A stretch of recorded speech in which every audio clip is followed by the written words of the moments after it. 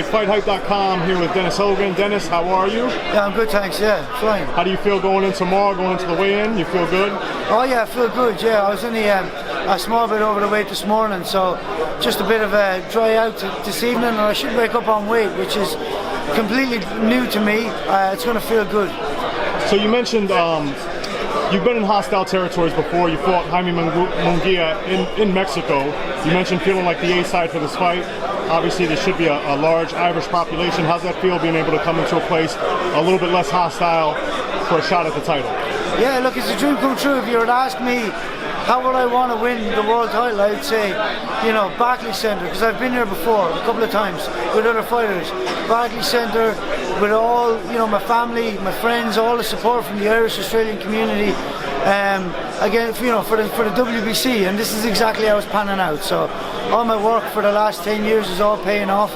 I'm glad all the hard work at this camp is done. It's been very, very hard work. It's been different to anything I've ever known. I've got to new levels. So this is how I would like it, and this is how it's panned out. So I'm very happy. Korobov mentioned something about, like, I guess, good decisions. Yeah. Right? I'm sure you've seen that fight. What do you think of the decision of that fight? What do you think of the scoring for that fight? Oh, I didn't score it when I watched it. I was more so looking for weaknesses and strengths of the opponent. But look, I'm not worried about that. I never have been. I fully go out there and intend to win every round so well that they can't give it against me. And with that in mind, I'm prepared and ready for anything. And so, you know, there's a new champion in town Saturday night. Okay, with that said, obviously we're not looking past Jamal, but Jaime Munguia has vacated his title at 154, is moving up to 160. Is that a fight? Is that a potential fight in the future for you at 160 pounds? Yeah, I mean, I'd love the rematch. Honestly, like, you know, that would be great, and we wanted it this year. It's such a pity it didn't happen, but he's fighting the middleweight now. I still didn't hear anything about the title going vacant, though, and I think maybe you have. Oh yeah. This the news broke yesterday. Oh, okay. He vacated his belt. Okay. Moving up to 160. Yeah. Yeah. Okay. So yeah, I mean, that is definitely a fight for down the road for sure. I'm sure he wants to get to middleweight, see how he feels, but he ran away from that rematch at 154. He might want it at 160.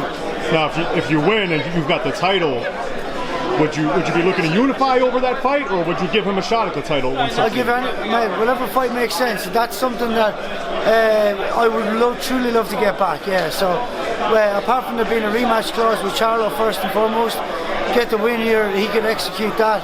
But you know, I would certainly entertain that fight with Munguia 100%. What do you think Jamal might be overlooking? He's mentioned something about giving you a Christmas present.